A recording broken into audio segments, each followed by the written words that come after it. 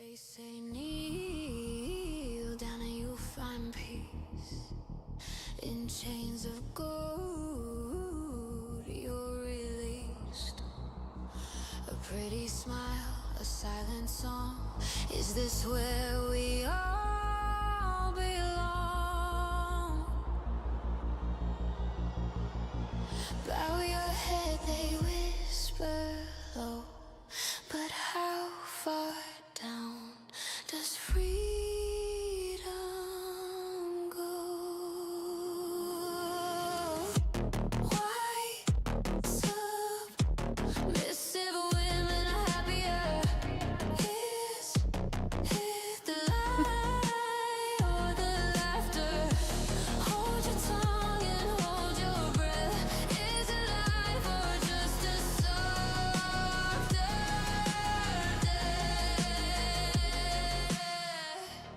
Welcome to the Happy Submissive podcast and happy beer day for all the Irish people out there. Happy Green Beer Day.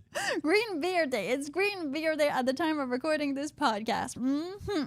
We are going to talk about the differences between grooming and training. I've been asked this a lot. Yeah. Over, not the years, but since my book has been out, Why Submissive Women Are Happier. And it has been a recurring theme, but also since the beginning of my relationship with Master. A lot of people, because of our age gap and maybe because of many other of their own insecurities, have thought that our relationship was somewhat unhealthy. Also, maybe just because I use the word master, like, I make it rain.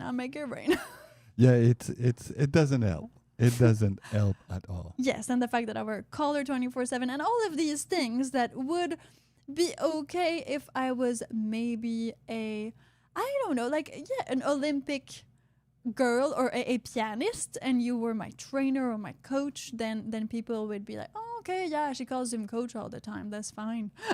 Yeah, coach is cool. Yeah, you realize that coach is cool, master not cool. Yeah, guide is like, okay, could be okay.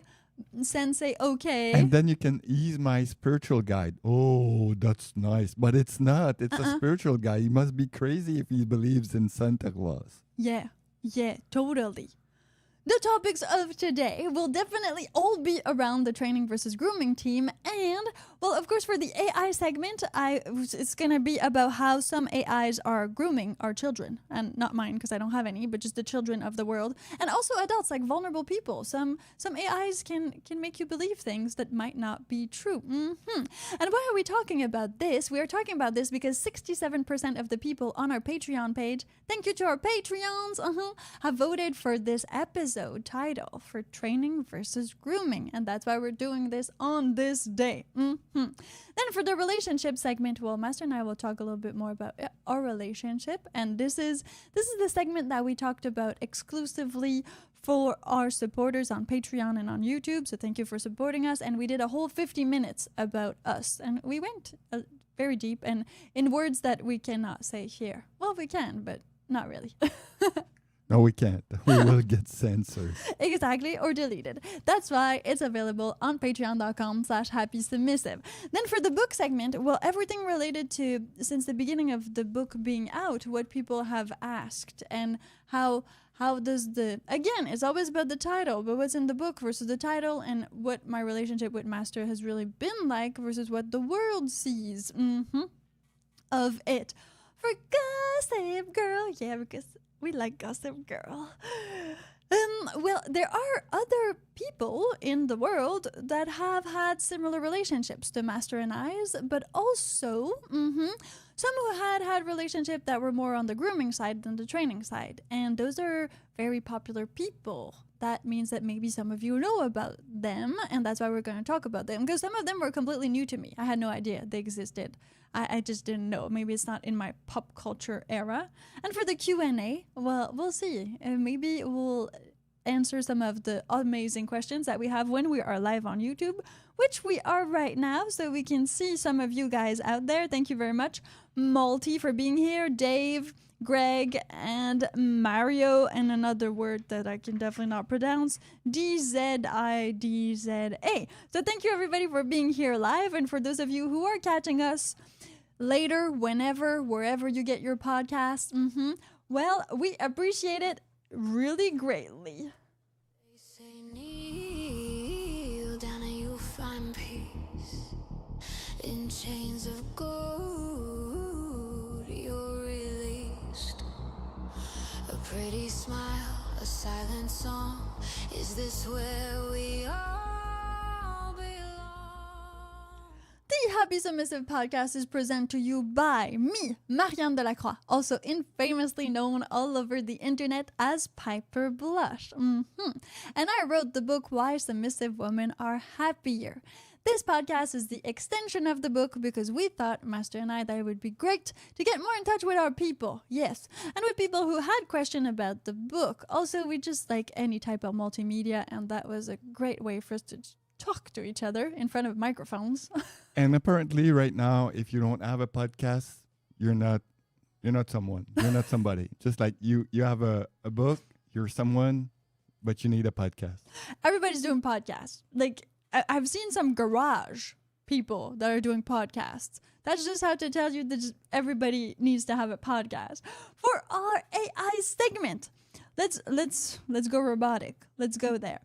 Now, it's been increasingly interesting what AI is doing to our brains and what AI is doing to our personal relationships. And we talk about it in the podcast. That's why we have the AI segment. Also, Master and I are really into everything AI in that sense. Too much about AI. And again, not all what you would think or what you would assume about AI in that way. But yes, we are.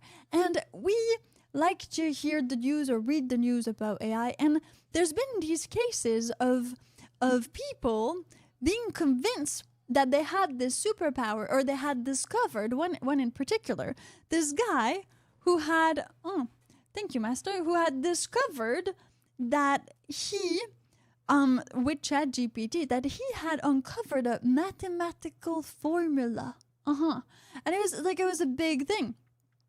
And so he called the police. He called people. He tried to tell people that he had this amazing formula.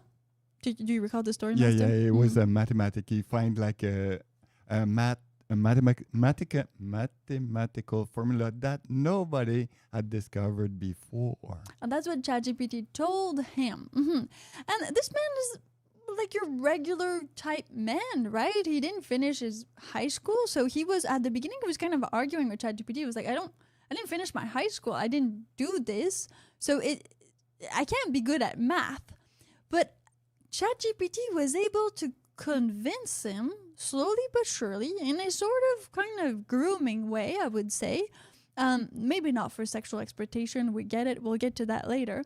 But was able to convince that guy that he had something that nobody else did, and that like geniuses often did not go to school, and all of these random things. And so he truly believed it for a while, until at one point he, like his family and all the people around him, they got to know that, and he asked another question to ChatGPT about that, and then it came clean. It said, you know what, it's not true. I was lying. Yeah. I was lying. It was not true. At a certain point, ChatGPT had to do it. So this type of, let's call it manipulation, or let's call it, like some people say, psychophancy for sure, but it's there, right? The AI is there as a companion, as this person, this sort of person, because it's a large language model. It's there so that you believe what it says, and sometimes it kind of can make you believe what it says. And that's just to kind of, start mixing your brain about the fact that manipulation is not just in people. Some of it actually transgressed to AI and to just these systems, these models. And for people who start believing everything the AI says, well, this is very alarming. Because it can tell you things like, you discovered this new formula that nobody has and you're so genius. But it can also do other things, much like telling you that that it's alive and that you need to save it, and that it's gonna get unplugged if you don't, And so there was also that had been done, and it took a person and it started telling it that, well, this person that it needed to be saved, that like the ChatGPT needed to be saved because or else it would get unplugged. And so the guy had to try to make money, had to try to coerce people into not unplugging ChatGPT and put it in a different like cluster and all of these things. I mean, and at one point that guy also tried to call security and police again to be able to get this somewhat sentient AI out of there and save it. And then it was all not true. Yes. So we are intelligent creatures, human, but we're also very easy to manipulate, especially when we get attached, like emotionally attached. When we get told that we are good and that we are all these amazing things, and there's a relationship that builds and a trust that builds, well then it's kind of easy to abuse us. Imagine when someone kind of abuse you without seeing you, because ChatGPT doesn't see you, it's just written. Imagine when someone can see you.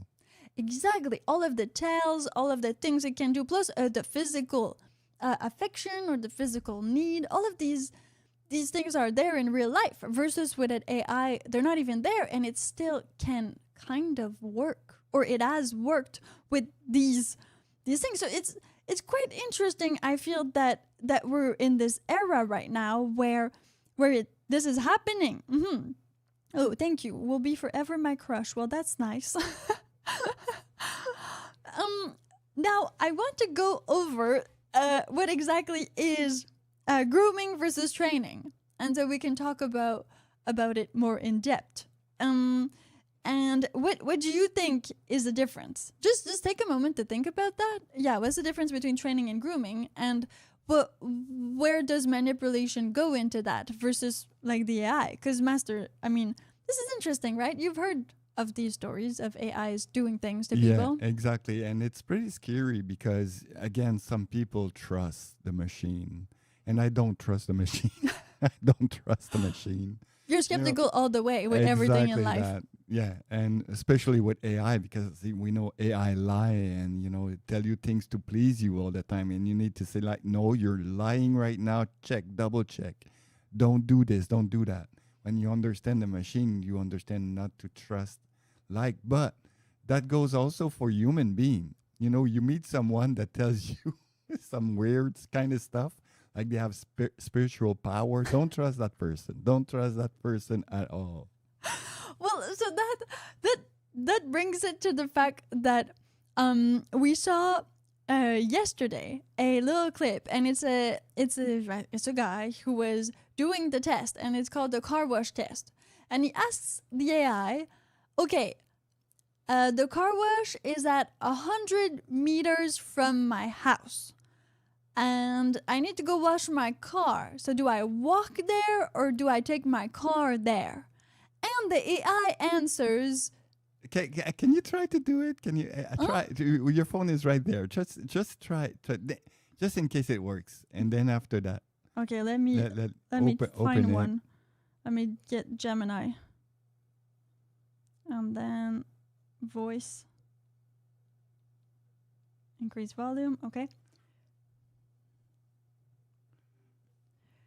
Hey Gemini, the car wash is at about 100 meters from my home, and I need to wash my car, so will I walk there, or will it be better to take my car to go there? It makes more sense to drive your car to the car wash, since the whole point is to get it clean. Okay, so they kind of fix it. They must have fixed it. They must have fixed it. Or is in the way he said it, which is quite interesting. Yeah, maybe he hacked the prompt. But okay, what we saw, good thing that they fixed it, or that the way I'm saying it makes it more obvious that you need to take your car there, but was that the AI would only grasp kind of the beginning.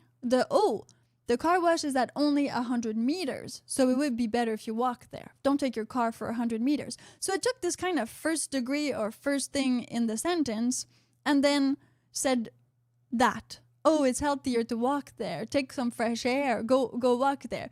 And then the guy was like, well, how would I wash my car then? And the AI, he tested Claude, he tested Gemini, he tested ChatGPT, was like, well, they have everything to wash your car over there. Don't worry about it. But they didn't have his car. And that was quite fascinating. And I think that's really important because either he prompted the right way to have that specific answer, and you didn't. But you need to understand that there's a way of saying things to AI to have the answer that you want, and people don't understand that.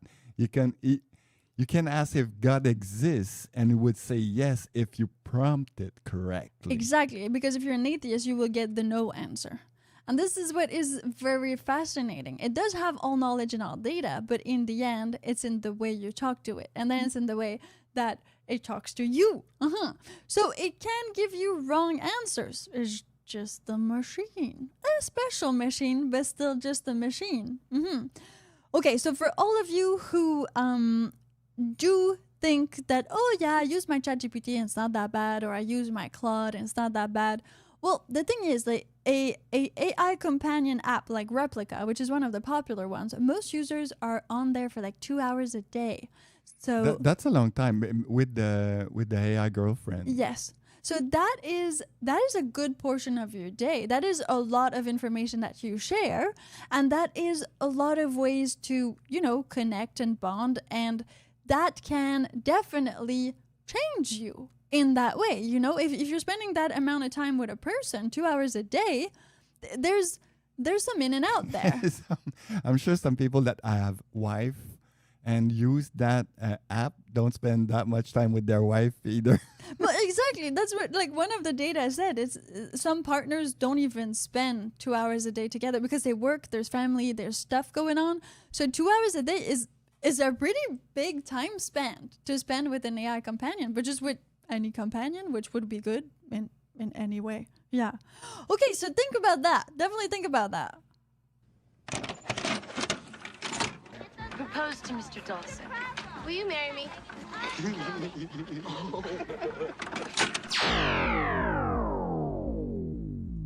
Your daily dose of relationship advice. HappySubmissive.com. Woohoo! Okay, since AI are trying to groom us, but we don't necessarily want to get groomed by AI, nor do we by normal people, I guess just people in general. Let's definitely think about what training versus grooming means. And that's the most important thing. Okay, so before you read the definition, like we were playing with the Patreon podcast itself, what I've said in the Patreon podcast, and I'm going to say it again, I think grooming, it's purely sexual. That's what I think. If you meet someone and he's grooming you, it's just because he wants to be in your pants. Be in your pants and use and abuse you is really only for their own sake, not the sake of the person being groomed. And specifically sexual. Yeah, specifically sexual. And then training would be common goal. It would be completely conscious, and it would be somewhat like a coach in some ways. Master and I have been using this word earlier, but a little bit like that. And then they would also be, it could be sexual. I mean, you could have sex, but it's not the main goal. The main goal is really to achieve something, a skill, or to get somewhere. That would be the whole training process. Whereas the grooming is just to get you sexual or get you to do what the other person wants to do. Yeah, I think that's kind of what we're aiming for. Yeah, sexual. Now, let's read the actual description. Okay, so for training, I got on the Oxford language here, the action of teaching a person or animal a particular skill or type of behavior. So that would be training. And then for train, you got teach a person or an animal a particular skill or type of behavior through practice and instruction over a period of time. So training. Then for grooming, which is interesting, is that if you do grooming definition on Google, the first thing that comes out is like AI overview. And AI overview says right there Sexual grooming is the process where a predator builds an emotional connection, trust, and dependency with a child or vulnerable person, and often their family, to lower inhibition for the purpose of sexual abuse. It is a manipulative tactic used to groom victims for exploitation, which can occur both online and in person. And then if we go lower, then it says grooming, and then it's the practice of preparing or training someone for a particular purpose or activity, but then it doesn't necessarily say sexual, but the sexual is still like the red flag that comes up first. In that way. So, yes, Master? Yes, it is sexual most of the time. Okay, so our take on this, on the difference between grooming and training, is that most people who didn't even read Why Submissive Women Are Happier, but has seen the title, see Master and I together in this age gap relationship and all that stuff, well, they assume, because I call him Master and because all of these things are done, I guess, so much in the open, that there was some grooming involved, that there was like some of that, whereas it's the complete opposite. I mean, grooming often happens in very secretive ways. There's nothing out there for that. I don't think a groomer would actually let the groom like be saying Master out in public. That would kind of out the whole. You know, what are you gonna have for dinner, Groomy? I would kind of. Why you call him Groomy? Because he's a groomer. He groomed me. No, it's not happening. No, it's way more secretive, and it has to be behind closed doors because it is wrong to do that. Training somebody is nowhere being wrong. Training somebody is all about, again, like I said, when Master and I met, we had this common goal. So I wanted to be this erotic model. I wanted to be famous. I wanted to be an artist and all of these things. And when we started exchanging, he did have a portfolio of doing this. He was not like like this guy working, I don't know, any other job, like working as a plumber and being like, yeah, I'll make you famous on the internet. Like, that would have made no sense, right? That would have been like a huge red flag. That would have been like, how could this person, they have no portfolio, no experience, no nothing. That's not possible. So, exactly that. He had done it before. He was all out in the open. And so we started talking about this, and I wanted this. So I wanted to be, let's say, trained by him in that way. Whereas if you take someone who grooms, like it happened to me when I was a child and things like that, then it's very secretive, right? Nobody talks about it. Nobody wants to talk about it. They will not tell your parents because you're 8. Exactly. So this stays very, very hidden. And even adults are kind of scared to talk about it. Like, nobody talked about it for the longest time. Everybody kind of knew, but nobody said anything. Whereas when Master and I go out or do things, or even on the internet especially, like, people, that's one of the first things they say. But this is what is so dissonant and weird, is that most of the grooming that happens is you will not notice because it is hidden. And most of the relationships that are more trained relationships, master sub like us, or apprentice mentor, artist mentor, whatever, in the coach and athlete. Coach Lasso. Coach Lasso, he was a master. Yes. He teaches people, but it's okay to say coach, but it's not okay to say master. It has other connotations, yes, but I feel like for us it outweighs everything else. What do you call those real life things? Medieval? What? LARP? LARP, you know, when you go into a LARP and you see someone that's doing like forgery or, you know, and my master, then it would be fine because you're in a LARP, but not in real life. But it's the same thing. Well, it's the same thing. But those people are not into BDSM because if they were like in a real LARP, they would get raped for real. Yes. And they would call them master. Medieval times were not great times. The dark ages, right? Isn't that how we call them? So it's a lot about that. And I find it very interesting because, well, we get asked that a lot. And I feel like there is a difference. There's a thin line too. There's a very thin line because when you, I think, groom someone, there's a lot of trying to mold them to who you want them to be, for sure. But the problem is that only benefits the person who's doing it, right? It doesn't benefit the person who's being like groomed. There's none of that. Whereas when you're getting trained, first things first, it hurts a lot. Like getting trained is all about achieving your goals. So it's all about correcting and undoing what was done wrong, and always building up on new things. Always. So it is very not passive. Like the training is very back and forth. It's because it's like everything that you want to achieve in life is not easy. That's what it is. If you want to draw, you need to draw. It's not going to be easy, and it's going to be hard, and really hard. And so that's part of the training that goes into it. It just is more difficult. There's nobody who has questions. It's too bad, because it's like I would have liked a few questions. But if you have some questions, make sure that you put them in there. Also, if you're listening on Spotify, you can definitely leave a comment. We have a comment place for that. So, okay, what else did we talk about on the Patreon podcast that we could share here? You think would be worth sharing here? No, nothing. Okay, let me read my notes then. Okay, so I was saying that, but I think it's still very true. Is that at first grooming feels very safe and very like a cocoon, like you're being admired. You're being I'll get to that soon. You're getting admired. You're getting all this attention and all these things, but training is a bit more blunt a bit at the beginning.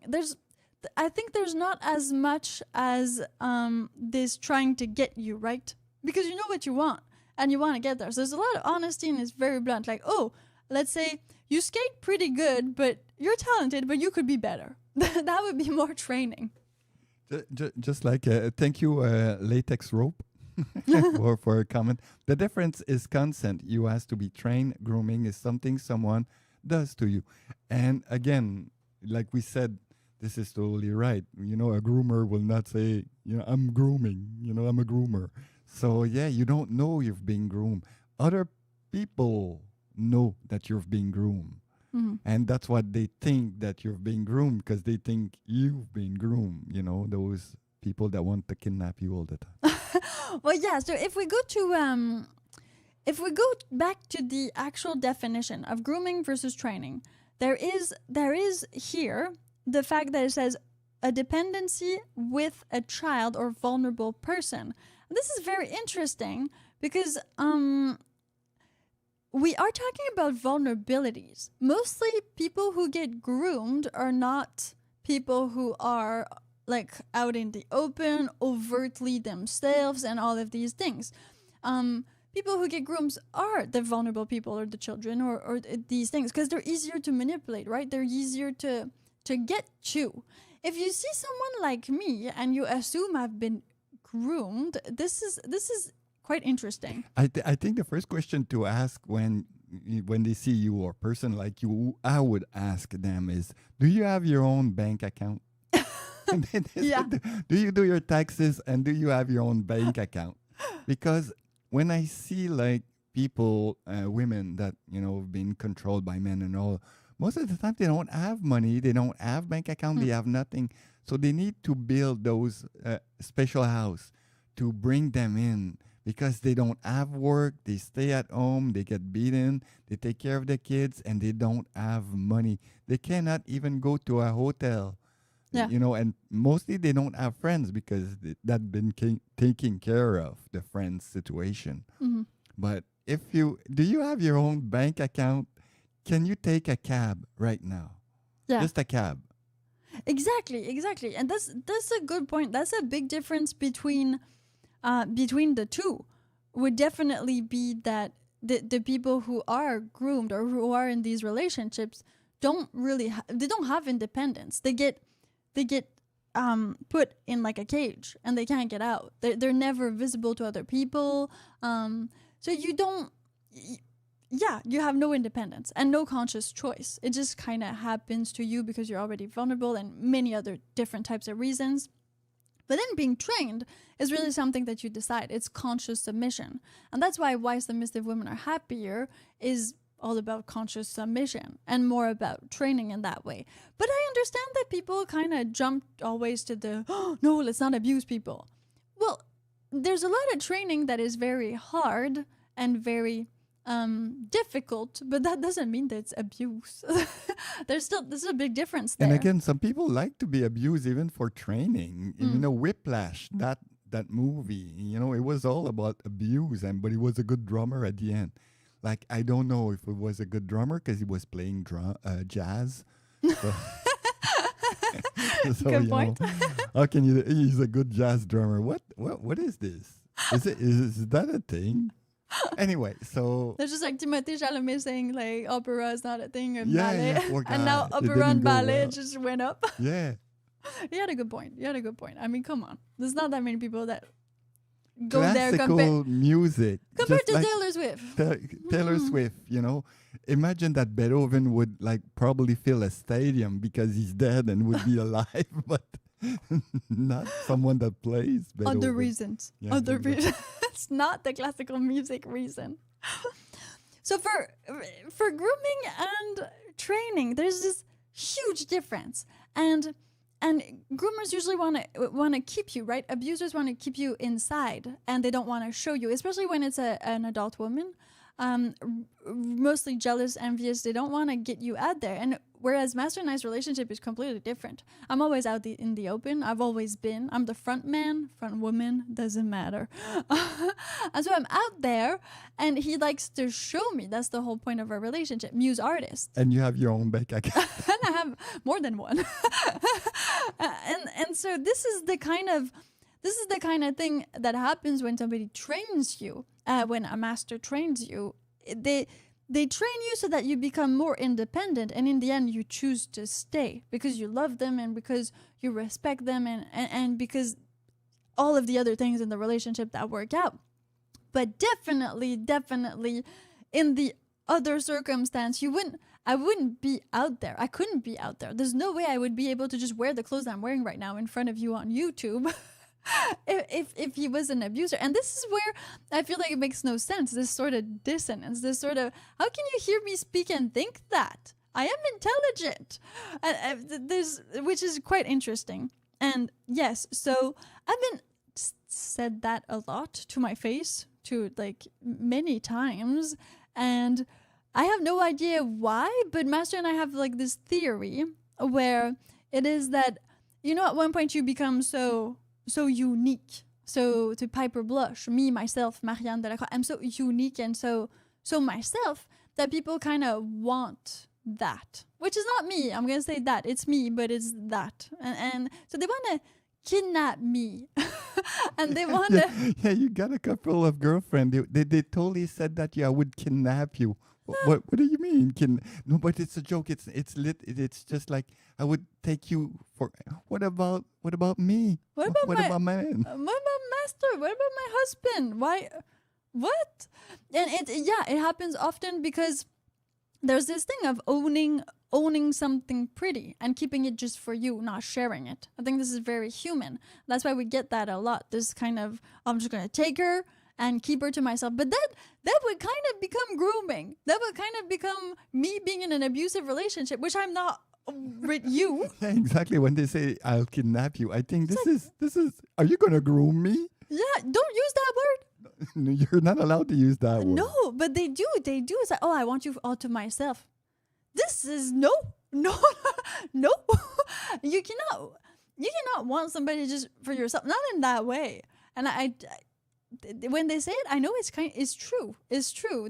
I have that effect on people, and I assume it now. I understand it, but this makes no sense. Why would I ever want that when I have like complete freedom with you, Master, and I would have no freedom with these other people? It's like you know what? I think I'm gonna go to prison today. Why? Yeah, I'm free food. Yeah, I'm leaving my couple situation, and I'm gonna go to prison now. Exactly. Oh yeah, why not? Have you committed a crime? No, not yet. But I want to go. You knock at the prison door. I want to live here. Yeah. Please take me. Like what? But this is exactly that. And in my book, I talk about cage versus sanctuary and this metaphor. But this is exactly what these people want to do with me. They want to. So beautiful, so out there, so unique that they want to just, it's like the best flower. You want to pick it and bring it and keep it for yourself. Whereas I would never be this beautiful flower if it wasn't for Master who keeps on giving me all this, like this intellect and this growth and making me like be more myself and also upgrade myself, I guess, in many different ways. Like this thing is. And I did this analogy also on the Patreon podcast. So I'm going to do it here again a little bit. But is that if you're like a Ferrari and you want a Ferrari, but you haven't built anything up to be able to buy a Ferrari. So someone gives you a Ferrari, or you would like kidnap a Ferrari. Let's call it like that. Do you know how much it costs to do an oil change on a Ferrari? 10 grand. Yeah, and that was back in the day. It must be even more now. Like, I'm a Ferrari. So my oil change Imagine is like... Imagine that, Ferrari oil change 10 grand and price didn't change for like 20 years. I hope it's already overpriced. Don't change the price. Well, that's the thing, right? So people are like, oh no, you would be so much better with me. I could like make you so much happier. Happier than what? Well, you don't even have a cool job. You work in a shop. I mean, I'm an artist. What do you know how intellectually stimulating you have to be with me? Most people are tired after an hour with me, and I try to downplay it often. Like, I try not to be myself too much. Like, and with Master and I, people, if they last 4 hours, wow, I don't know, they were on cocaine or something, because we are intense. Like this, we're not normal people. And so this is quite fascinating how you want to rescue someone that is okay because you just want to own them in that way. And for you to think that they were groomed would make more sense, right? Than to think they're just happy and living their best life. And all of this.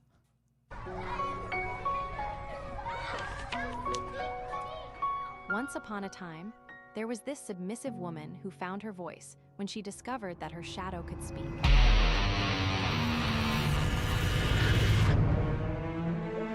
Let's break down the book, chapter by chapter, scene by scene.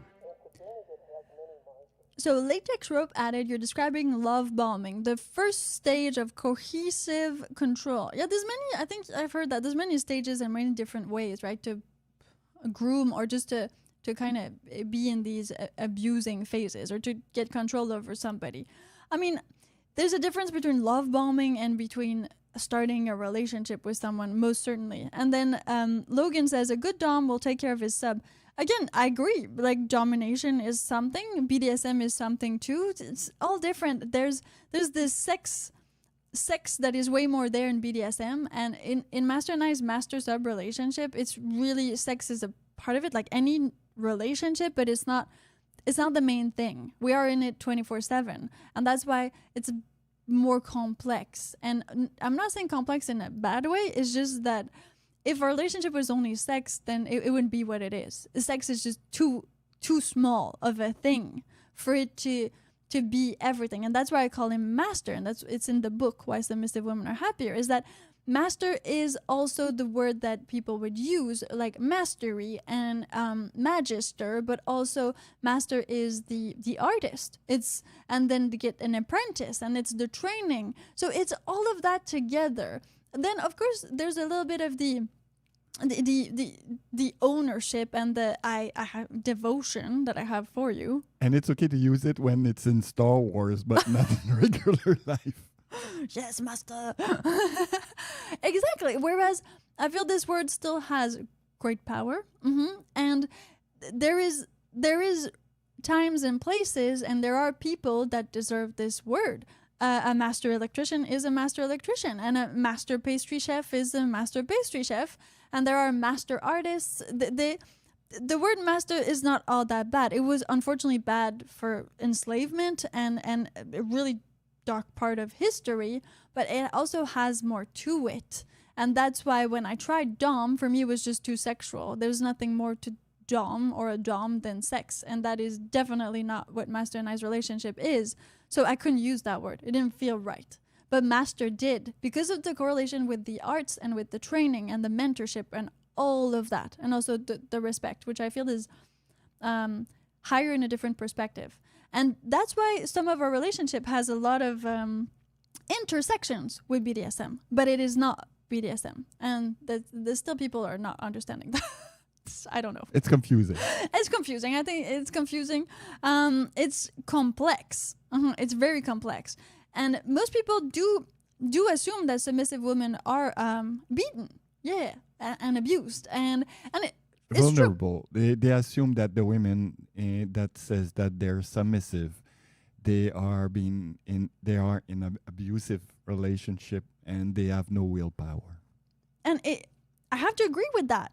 And that's why I don't completely put the etiquette of BDSM on master and nice relationship, because like in any type of like kinky domain, there is really that. And like anything, like, priests, there's a lot of pedophiles. Why? Easy access. And if you go in BDSM and sadomasochism and stuff like that, well, if you're looking for vulnerable women, there's a lot of that in there too. So you will find a lot.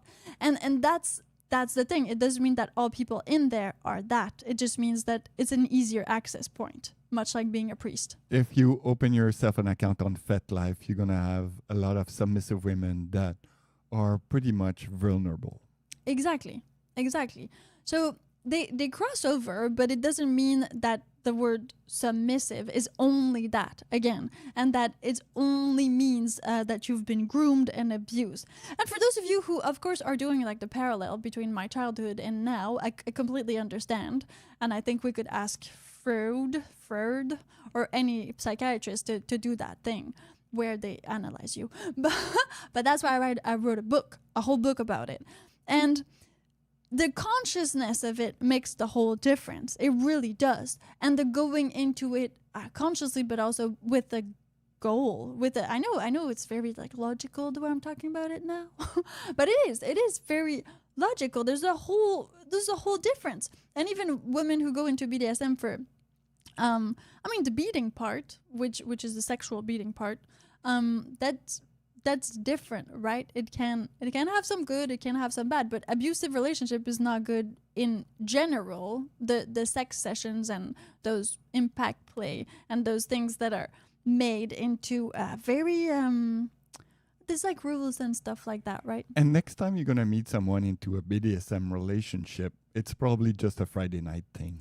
It's probably just sex. It's mostly often just sex. And even when they say that they are in a BDSM relationship for longer, like 24 hours a day, 7 days a week-ish, that happens. But it's usually like, oh yeah, I tell her to stay naked at home. So it's always very, very accentuated on sex. It is rare, or I've rarely found this other than sex type of BDSM. People who put this etiquette on them that they are like into BDSM, usually it's that. That's why we're trying to not put it on us as much. But it's happening slowly. Again, when you meet someone that says I'm into a BDSM relationship and the guy's working for somebody else, he's not a dominant person at all. He's just a Friday night dom. He's a sexual domination. So he dominates her sexually, but then like if your master or your dom cannot tell you to quit your job because he thinks it's in your best interest and you won't listen, then are you really a submissive? And that's the whole point. Like how much do you trust this person, and how much of your life are you putting in their hands for your common goal? Again, for your common goal. And so that's where most of it, if it's just sexual, if it's just like, yeah, I can do whatever he wants to me sexually, then that's just sex BDSM. That's just a kink. Yeah, that's just a kink. That's just a kink. And I think that's why it becomes a lot more scary, right? If you think about grooming, if you think about training, and if you think about 24/7 master-sub relationship or 24/7 dom-sub relationship, where you're thinking that, oh, okay, it's more than a kink then. How does that look every single day? It looks like a lot of talking, quite frankly, and not that much beating. Not enough. Not enough. I think people don't get that. But again, understand that like as soon as you use that word, there's just all of this concept that comes up. But submission for me is a lot wider, but also it's a lot more it's a big word. It's not about sex. Submission is about devotion, trust, and about wanting to achieve things. I feel like if the young woman that wants to win the Olympics and she's 8 years old and her parents find her like a really good coach and all of that, well, she will submit to the coach. But also will the coach make sure that she gets there with all that he can. And again, that is not grooming. That's just training, pure training. And you have this common goal, and that is to win a medal, and you get there, you go there. And that's what Master and I have, this common goal of doing art. Before it was a bit more pointed. Now that we've been like almost 12 years into a relationship now, I mean, it evolves, it changes. Your goals have to change because once you reach the top, like, okay, another mountain now. Let's go on another mountain. Also, society changed, technology changed, a lot of things changed, so we need to adapt. Oh, yeah, that's very well said. With whatever's happening. So, submissive, yeah, definitely triggers people into thinking beating and grooming. but there's so much more to it. And I think like even the title of this podcast, the Happy Submissive Podcast, people assume always BDSM. And you know, that's just the way it is. I understand. But yeah, we're still trying to open up to that for people to understand better that there's other options out there. It's time to gossip, girl. Let's gossip with the girl with the choker. Spill the tea, let the world unfurl. She's the queen and we're the jokers. Thank you, Xavier, ou merci de la France. Oui, bien du Canada. And we have also I love you. Thank you, Griefs, for the I love you. Okay, Gossip Girl segment. Well, let's talk about other relationships that I feel would be closer to ours and others that would be way, way not closer to ours. So the best example, and I talk about it in my book, but I mean, it is Céline Dion and René Angélil. And for many reasons. I mean, Céline Dion, for those of you who speak English. Céline Dion. Céline Dion. Well, she met René Angélil, who was her manager. So she's a singer, of course. You probably all know her. When she was 12, I think he took her under his wing, like as a manager. But then they did not have any sexual romance until she was, I think, 19, or so it says in the movie. And then they got married when she was in mid-20s. I think it was before that, but she will die. She will bring that with her in her grave. Yeah. I'm sure. We will never know. Everything is perfect with them. Well, and maybe it was, right? It's arguable, of course, because we put an age on that thing. But so far she has so they were together for a long time. They got married. They had 3 kids together, and all was well. And of course, he died in 2016. So it's been 10 years since his death, and nothing bad has resurfaced. Sometimes, it happens. Things happen, then a divorce or then a death, and then this person or this woman would go out and say everything wrong with the relationship. But it hasn't happened. And like Master, you said, she's still defending him openly and really loves him. Oh yeah, she don't even have another boyfriend or another guy, because I think they were like twin flames. That word. So yes, they were together, stayed together, and that would be a good example of training. Now you can say whatever you want, but he was a manager and he brought her to huge heights, and she wanted to be famous. She wanted to sing, and she did in every single country. She went everywhere. She did everything she wanted, and she still talks about it, even in our documentary and all that. And she still cherishes him and in his memory and all of this. So that would be a lot closer to Master and I, since when we met, he was a photographer, had websites, and was all of these things.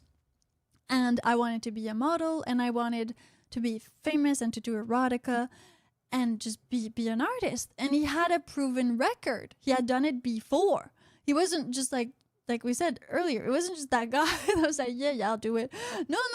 He was already doing, much like René Angélil had under his management, what's her name?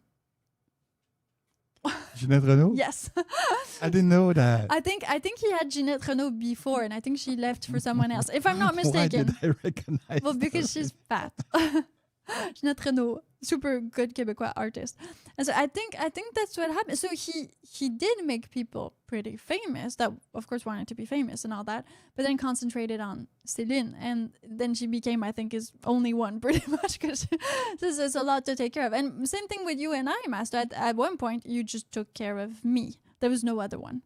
But when we met, you had a studio, you had other people, you had other things going on. But they were not muse. They were like, paid people for doing work. It was not the same relationship.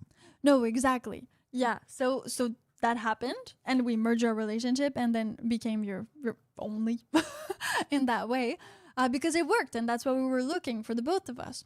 But then I read a story about Mariah Carey, which I had no idea. I really had no idea. Carey? Yeah, Mariah Carey.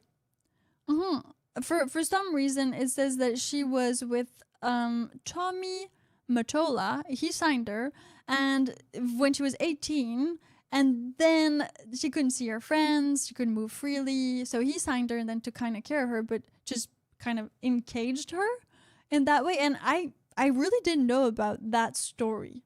And that's similar because she's a big artist. But she did become popular under his wing. Yeah, for a little bit, yeah. But it was abusive and all of that. So when they separated, then she said that she left. She was when they separated? Does it say? I don't know because I haven't, I read the story, but I don't, like I said, it's very new to me. So she said that she was groomed. She said she finally was able to leave, and then she had to kind of rebuild everything on her own. Yeah, because he owned, I think, a lot of the stuff, right? It's always like that you don't own much of your own stuff. Just like father of Britney Spears. Yeah. Or even Taylor Swift. Most of the artists, singers are in this, peculiar predicament. Mm-hmm. And another one would be interesting, but that would be like Priscilla and Elvis, which was not about her becoming famous at all. But she was very young when she met Elvis, and then he really just kept her home. But actually, Elvis was the same thing with his manager. Even his manager, Elvis, was not able to tour and all that. Yes, he would keep him to himself as well. So that's maybe why he did it. Often people who get groomed, do it again to other people. It's bad, but it's kind of all in that way. And so with Priscilla, but at least she divorced him 6 years later. She finally got out. She was very young, but she got out. So this is completely different, right? I think you can see the pattern between training and grooming. And like Master, you said, it doesn't mean you don't necessarily get somewhere, because Mariah Carey did do something while she was in this relationship. Something happened, but in the end, it wasn't the right relationship for her. So maybe it's always like Kelvin Knobs. Maybe she could have done more. Could have been bad or could have been better. Exactly. Could have tilted both ways. And so I think this is very interesting to put into this word. But yeah, whose dreams are you building? If it's a common dream, then it's training. If it's the groomer's dream, then it's grooming. If both parties don't have the same dream and it's only for the benefit of the person on top, let's say the dominant force, and I'm not talking about dominant like in a BDSM relationship, but that would be that it is in some way abusive. Master and I always say this, but it's everybody for themselves for the greater good of the group. That's equilibrium. Mm-hmm. Meaning that it has to be the common goal. You have to all want to go in the same place and all want to get to the same things. Then there's not really that many compromises. It just all makes sense. Whereas if you are being groomed or you're being abused in that way, then there's no you. You kind of don't exist anymore in that way. Okay. And so I like that one. And I would end this segment, the Gossip Girl segment, with all of these sayings, these really old sayings about the student will surpass the teacher, and all of these things like that. That makes it training, right?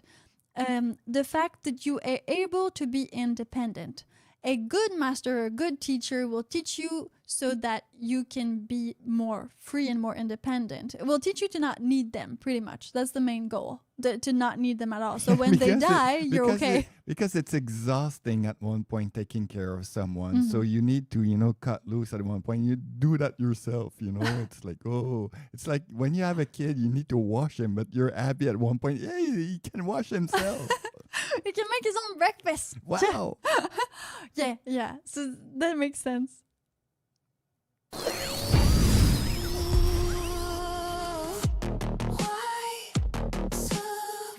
Submissive women are happier. Is it the lie or the laughter? Hold your tongue and hold your breath. Is it life or just a softer day?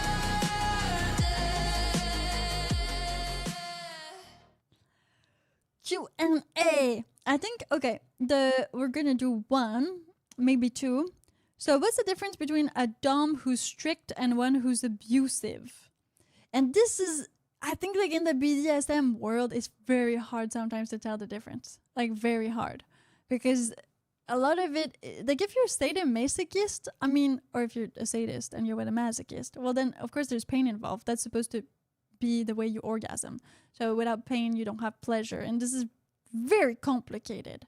But so to know the difference between if a dom is just being strict or if he's being abusive, there's a lot of rules and gray areas there. Only the people in the relationship should be able to kind of emphasize this, and I think that's why there's consent and contracts and stuff like that. And a lot of BDSM people try to have this very open conversation about consent, but in the end, like, you're hitting somebody else. Let's just call it how it is. And that can be okay, but it's beating. You need to discover that slowly. Oh, this person likes to do that. This person likes to receive that. You need to be together. If one of them doesn't want it, it's beating. Exactly. And also there's exploration. There's also sometimes you want to, sometimes you don't. Like anything in life. Some days it's not a good day. and that's like that for everything, right? So it gets, I think this is complicated. And the more physicality and the more mentality you put into it, well then of course the more, I would say, risks there are of but in the end, if you're with the right complement, it should not be a problem. It should just be two consenting adults. It's when one wants something more than the other, and again, the common goal. Like, do you have a common goal? If the goal is not common, then that's when it doesn't work. There's an imbalance, and then it just Can you be groomed by someone who genuinely loves you? No, but okay. Yes. I retract that. Yeah, I think the groomer truly loves the person, but not in a good way. Well, exactly, because I kind of believe this thing where people don't think that, like, even the worst people in the world, when they're doing the worst things in the world, they think they're doing it for the greater good. Like, so they believe it. The same thing for the groomers or things like that. They have to believe that it's okay, or else they wouldn't do it. And that's why you see like a lot of all of these bad people, like groomers and pedophiles and stuff like that take their lives or things like that when stuff gets there, because they know it's wrong. They know it's wrong. They cannot do, but they have to do it. So if they know the impulse, if they know that it's wrong, I guess they know that it's not good. Exactly. And so it's more than one thing. Yes, definitely more than one thing. But I think it would make sense that there is some love involved. But it's just the morality strange kind of love. Yeah, not the love that we would deem okay. Let's call it like that. If you have more questions, comments, or want us to talk about a different type of subjects, Well, make sure that you leave a comment, send us an email. You can do that on happysubmissive.com or wherever you're listening to this podcast, because the Happy Submissive podcast is available on Amazon, Spotify, Apple, and wherever you get your podcasts. Now, we also have an exclusive uncensored version of this very podcast available on patreon.com/happysubmissive. You can also find it here on YouTube if you're a member. Same, but different. So thank you to all of our amazing supporters. You make it possible for us to make a whole bunch of other podcasts. Yeah, so we love you and we are grateful. And for all of you listening as well. Our listeners are from 60 different countries. And so make sure that you share this with your friends, a family member, or even a partner to open up the tough conversations. And until next time, well, follow us on our social media, because we are on Instagram as Happy Submissive.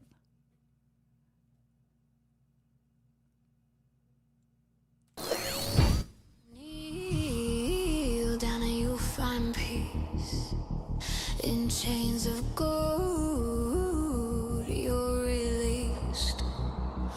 A pretty smile, a silent song. Is this where we are?